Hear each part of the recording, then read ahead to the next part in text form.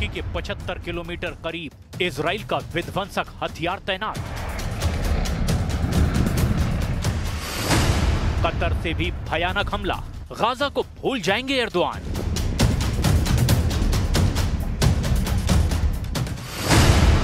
Trump के veto बम का धमाका, अरब वर्ल्ड की निकली चीख। ये अमेरिका है, इजराइल के लिए किसी भी हद तक लड़ेगा। सुपर पावर साथ है तो इजराइल अजेय है। अमेरिका ने फिर से इजराइल के दुश्मनों को दहला दिया है।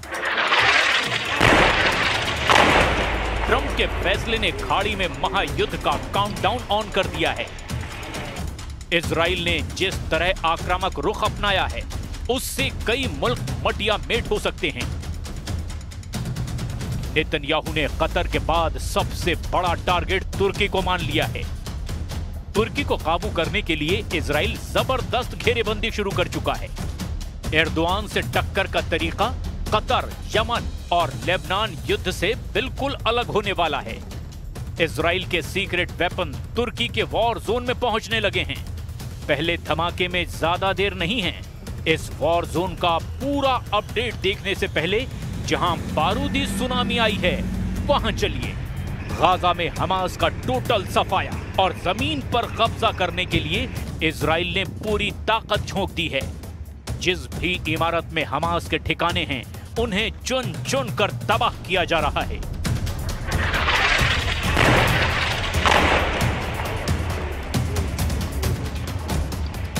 आसमान से इजरायली फाइटर जेट मिसाइलों की बरसात कर रहे हैं, तो गाजा में मौजूद इजराइल की पैदल सेना टैंक और तोप से बारूदी जलजला ला रही है।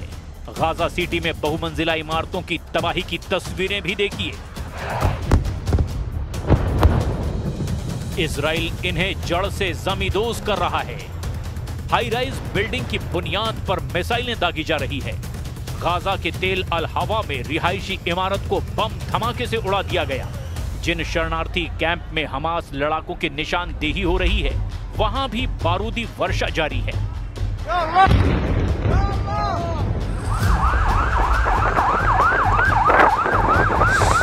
इजराइल के हमलों से भड़के हमास ने आत्मघाती लड़ाकों को मोर्चे पर तैनात किया है। कई जगहों पर आमने सामने की जंग हो रही है, लेकिन इजराइल अपने मिशन में बहुत जल्द कामयाब होता दिख रहा है, क्योंकि अमेरिका ने इजराइल को वीटो पावर दे दी है। यूनाइटेड नेशन सुरक्षा परिषद में 10 निर्वाचित सदस्यों ने गाजा में तत्काल और स्थायी युद्ध विराम की मांग की थी। 15 सदस्यों में अमेरिका को छोड़कर सभी 14 सदस्यों ने प्रस्ताव को समर्थन दिया। सुपर पावर ने संयुक्त राष्ट्र सुरक्षा परिषद में गाजा में तत्काल और स्थायी युद्ध विराम के प्रस्ताव पर वीटो कर दिया। यूएन सुरक्षा परिषद में सभी 5 स्थायी सदस्यों के पास वीटो की शक्ति है। कोई प्रस्ताव तभी पास होता है जब सभी उस पर सहमत होते हैं और कोई वीटो नहीं करता। ट्रंप ने इजराइल को वीटो पावर दी है। इसे नेतन्याहू को किसी पर भी हमला करने की परमिशन समझा जा सकता है। इसका मतलब इतना भर नहीं कि इजराइल जब तक गाजा में युद्ध जीत नहीं जाता, हमास को मिटा नहीं देता, बंधकों की रिहाई नहीं होती, तब तक ये बारूद बरसता रहेगा। तब तक तबाही मचती रहेगी। युद्ध इसके आगे भी जाएगा। इजराइल के सभी दुश्मनों के सरेंडर तक ये घमासान जारी रहेगा। The result of the voting is as follows: 14 votes in favor, 1 vote against, 0 abstentions.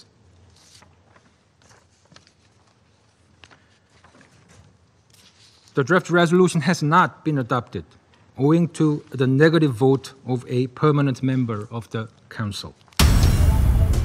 Trump के स्टैंड से अरब कंट्री ईरान और तुर्की तिलमिला उठे हैं। खासकर ईरान ने सुपर पावर और इजराइल के खिलाफ लड़ाका ग्रुप को एक्टिव कर दिया है। इजराइल पर हूथी फाइटर्स ने जोरदार हमले शुरू कर दिए हैं। ये ड्रोन हमला दक्षिणी एलाट शहर के होटल पर हुआ है। सीसीटीवी तस्वीरों में ड्रोन धमाके के बाद लगी आग को देखा जा सकता है। इजराइल पर ड्रोन बम फोड़ने के बाद हूथी लड़ाकों ने लगातार हमले की धमकी भी दे डाली है। القوات المسلحة اليمنية استمرارها في نصرة الشعب الفلسطيني المظلوم من خلال منع الملاحة الإسرائيلية أو المتجهة إلى موانئ فلسطين المحتلة في البحرين الأحمر والعربي، وكذلك في تنفيذ المزيد من العمليات العسكرية على أهداف العدو الإسرائيلي في فلسطين المحتلة، وأن هذه العمليات لن تتوقف إلا بوقف العدوان ورفع الحصار عن الشعب الفلسطيني في قطاع फाइटर ग्रुप के हमले के जवाब में अब इजराइल ने सभी फ्रंट खोल दिए हैं। लेबनान में हिजबुल्लाह पर भीषण हमला फिर से शुरू हो चुका है। इजराइल ने लेबनान के नाबातिया के तौलीन में सटीक हवाई हमला किया। निशाने पर हिजबुल्लाह की राजवान फोर्स का कमांडर हुसैन साइफो शरीफ था, जिसे मिसाइल धमाकों में इजराइल ने उड़ा डाला। 42 साल का हुसैन साइफो शरीफ का टेरर नेटवर्क सीरिया से इराक तक था। हुसैन साइफो हिजबुल्लाह लड़ाकों के लिए हथियार और गोला बारूद के सप्लायर के तौर पर काम करता था। इजराइल डिफेंस फोर्स के मुताबिक 2024 में ही हुसैन पर रॉकेट हमला किया गया था, लेकिन तब वो बाल बाल बच निकला था। हमले के बाद ईरान से हथियारों की तस्करी रूट को हुसैन साइफो ने मजबूत किया। लेबनान, सीरिया और वेस्ट बैंक तक हुसैन साइफो लड़ाकों के लिए आर्म्स डीलिंग कर रहा था। आखिरकार इजराइल को जब उसकी करेक्ट लोकेशन मिली तो उसे भी नसरल्लाह जैसी मौत दे दी गई।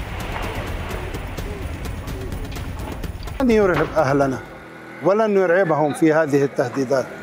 الآن قصف وبعد ربع ساعة ستعود الناس إلى منازلها وتلملم جراحها وتلملم مكان سكنها وتعود إلى بيوتها بعز ونصر وكرامة. हकीकत में इजराइल के लिए अब लड़ाका ग्रुप कोई चुनौती नहीं। इजराइल का सामना अब उन दुश्मन देशों से है जो ताकत और हथियार में उसकी टक्कर के हैं। तुर्की जैसा देश तो इजराइल पर भारी पड़ सकता है, जिसे देखते हुए ट्रंप ने इजराइल को फ्री हैंड दे दिया है। इसीलिए इजराइल तुर्की से टकराने के सिग्नल दे रहा है।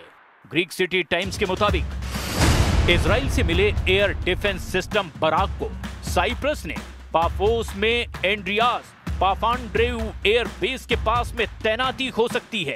सोशल मीडिया पर सामने आए एक वीडियो में लिमासोल बंदरगाह पर बराक MX सिस्टम की डिलीवरी दिखाई गई है। बराक MX एक मॉड्यूलर एयर डिफेंस सिस्टम है जो लड़ाकू jet, helicopter, UAV, cruise missile और सतह से सतह पर मार करने वाली मिसाइलों के हमले में कवच का काम करता है।